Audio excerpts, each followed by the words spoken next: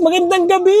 Ano bang gagawin natin, pare? Pare, pupuntahan natin yung mga pinaka-nakakatakot na lugar sa Manila. Grabe, pinaka-nakakatakot na lugar! Tapos tayo eh. Yan, tapang kami eh. Oh, ito, gumawa ako ng listahan. Ayun, may listahan kami, oh. Yan, 10 to, pare. Walang labis, walang kulang. Oo, 10 Ito. yan. Gusto mo, basahin ko lahat eh. Huwag mong basahin. Oo. Siyempre, surprise Surprise yan, na lang. Surprise sa inyo sa mga dadaanan namin. Ayan, ready na kami. Ito, nandito na kami sa SLEX. Ano pare, let's go na! Let's go! Let's go!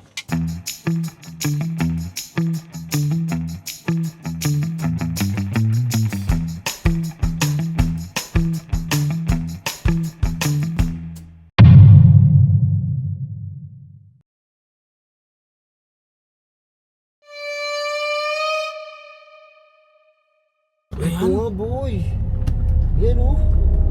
Hospital pa rin siya, diba? Hospital pa rin siya, boy. Yan, Oo, ano? Oo nga, hospital pa rin, no? Isa sa mga pinaka-nakakatakot na lugar. Oh, emergency. Hospital nga. Picture boy, nakakatakot talaga eh. Pero ano pa siya ngayon? Capitol pa rin, Capitol Medical Center. Kaya nga eh. Yan nga, yung Capitol Medical Center, boy.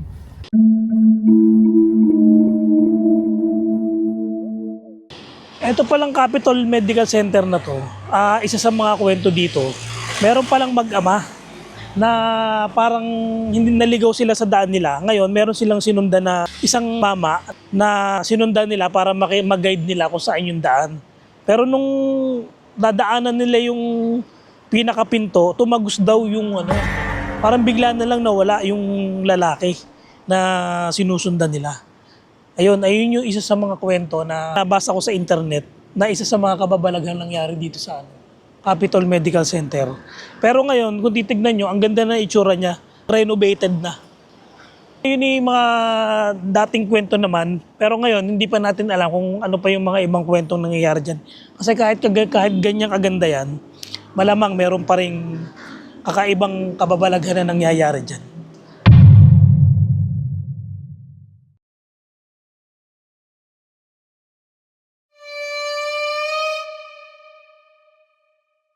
Nandito na kami sa isang location sa isa sa mga pinaka-nakakatakot na lugar dito sa Manila. Nandito kami ngayon sa QC Bill. Ayan o, QC Bill Townhomes. Kung mapapansin nyo, katapat na katapat siya ng isang malaking balete. Di ba? Na siguro naging naging haunted to dahil yung mismong balete na to hanggang ngayon, nakatayo pa rin dyan. Ayan o, ang laki niya, no? Ang laki na nasasakop niya. At ang istorya pala dito, yung kababalaghang nangyari dito, ay meron daw nakitang aswang, so manananggal. May nakitang manananggal sa taas ng bubong, at meron daw mga nagpapakitang white lady. Meron ding mga duwende na puti nang nagpakita din sa kanila. Ayun yung mga naging kwento na kababalaghan dito. So isang writer ang sumulat nun, na may mga ganong kababalaghan nangyari. Yan, nasa internet naman yon para ma-check nyo rin kung ano yung mga kababalaghan na nangyari dito.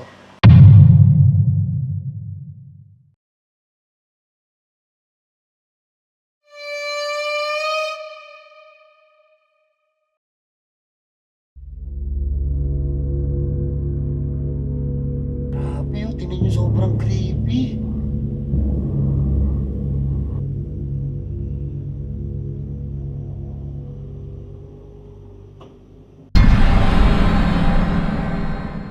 Dito kami sa UP Diliman. So mag-aalas 12 na ng gabi. Isa sa mga pinaka-nakakatakot na lugar dito ay Rizal Hall. Ang nagpaparamdam doon ay yung janitor daw na di umano ay nag-suicide. At meron din mga bata na 10 to 12 years old ay nananakbo. Meron ding mga nurse na nagra-round.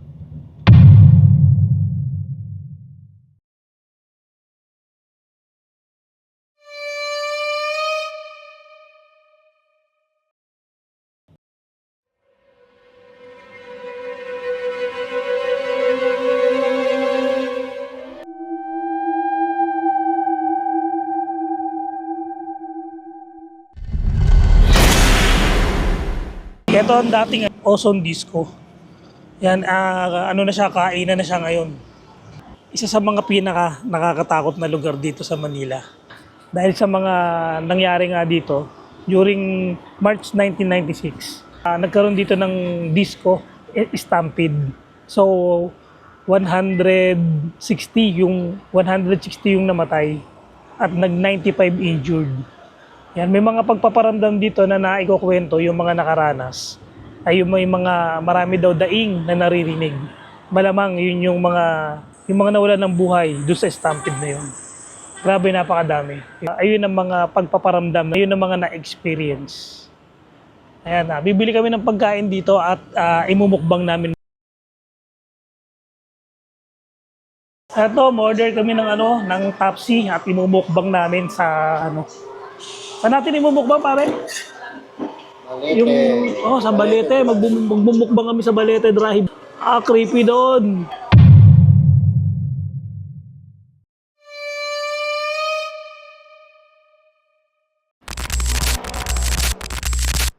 Yan ang Balete Drive, mga tol. Walang dumadaan na tao. Pare, wala na dumadaan. Kasi alas 12 na po ng gabi. Kaya wala na po dumadaan dito Oo. sa Balete Drive. So ito na po yung pinaka-Balete Drive.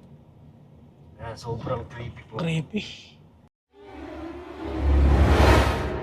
Ang Balete Drive ay pinaniniwalaan na haunted place sa Metro Manila. Ito ay pinangalan mula sa puno mismo ng Balete dahil marami ang nakatayo dito. Isang white lady na duguan at walang mukha ang nagpaparamdam dito tuwing hating gabi. Ito ay sumasakay sa likod na upuan ng taxi at makikita sa salamin.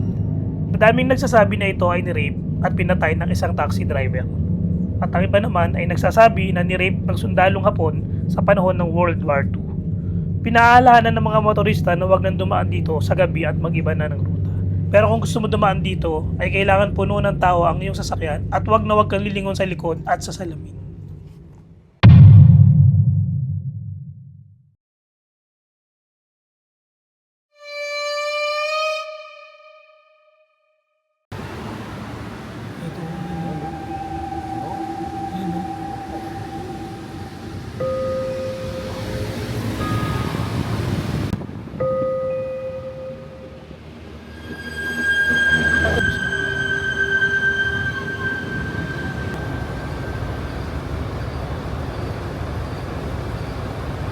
Creepy, no?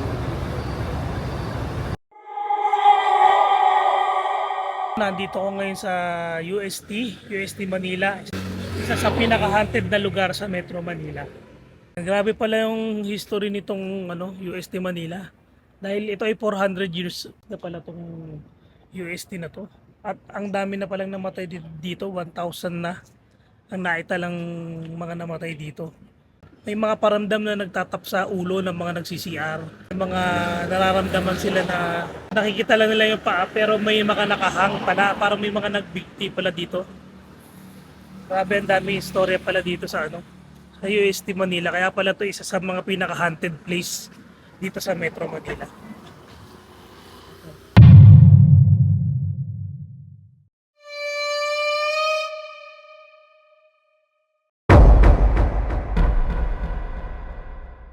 Ito, nandito ako ngayon sa City Hall of Manila.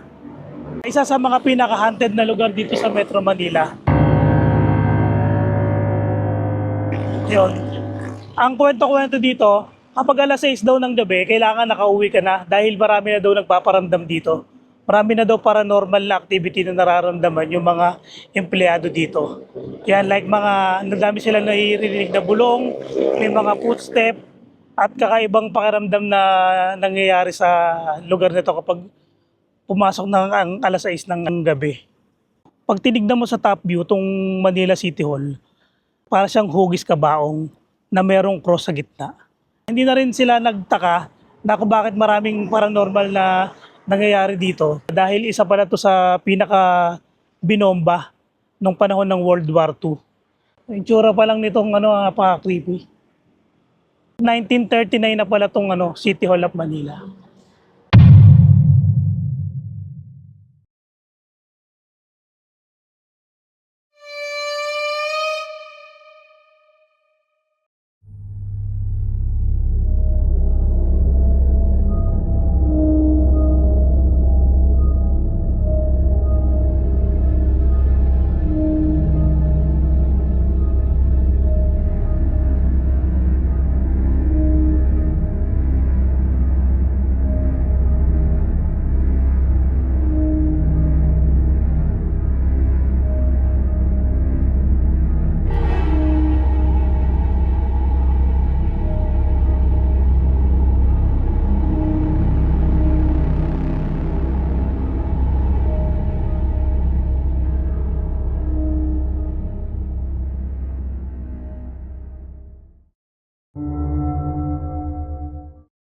Andito ako ngayon naman sa Intramuros.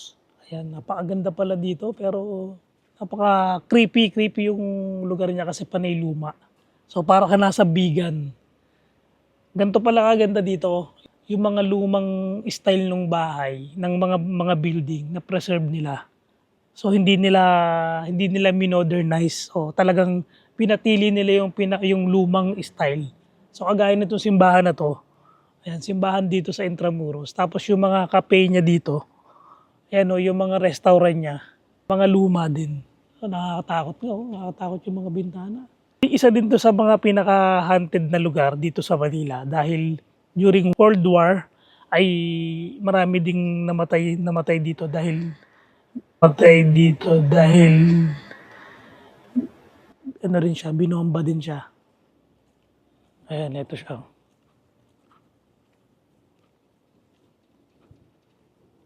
Oh, di ba? Oh, ang creepy nung itsura. Simbahan. Tapos yung mga lumang bahay. Mga lumang lumang style pero mga restaurant siya, mga coffee shop. Ayan. Napaka-historic talaga ng lugar nitong Intramuros. At ngayon lang ako nakarating dito. Ngayon lang ako nakapunta dito. At napakaganda pala nito. Dito ay mararamdaman mo at makikita mo yung history ng Pilipinas ay makikita mo dito. Ayun, at 3 a.m. ng umaga, nandito ako ngayon sa Intramuros. Grabe. Nakakatakot yung mga style ng mga bahay niya.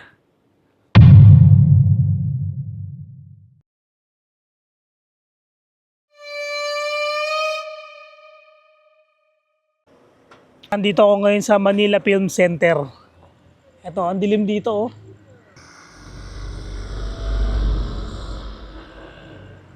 Itong Manila Film Center, isa din sa pinaka most haunted dito sa Metro Manila. Ang dilim. Napakadilim, grabe. Ayan, pakita ko sa inyo. Ayan oh. So ngayon talagang hindi pa rin siya ni-renovate itong Manila Film Center. I-stay pa rin siya ng ganyan. Istorya pala nito, marami palang namatay dito. Ito yung gumuho, tapos natabunan na rin yung mga tao dito.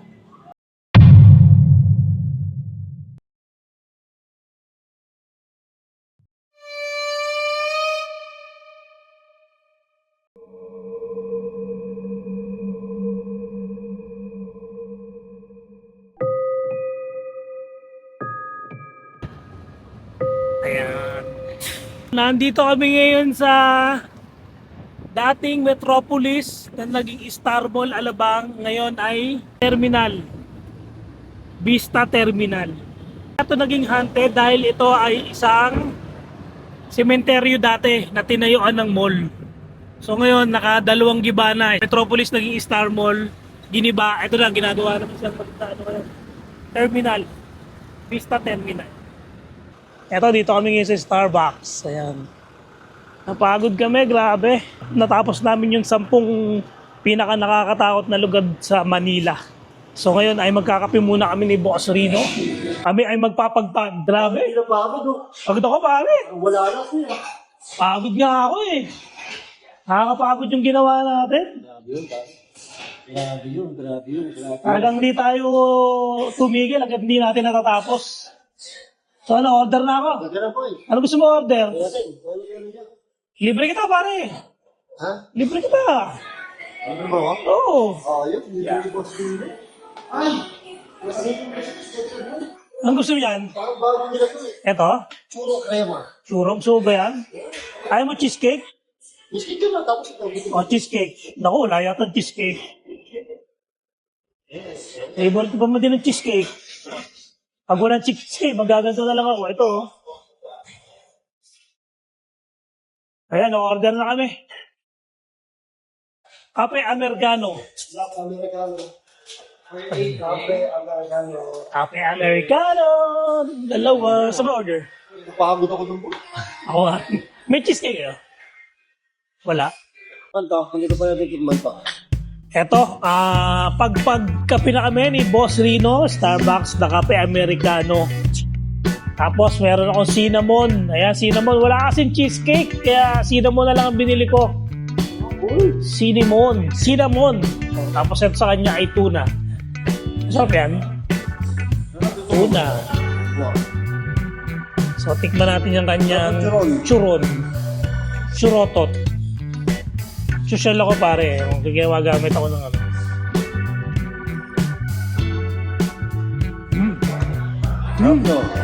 No. Oh, bigit-bigit ka pa parang si Mark. Mark ano ah? Sarap pare.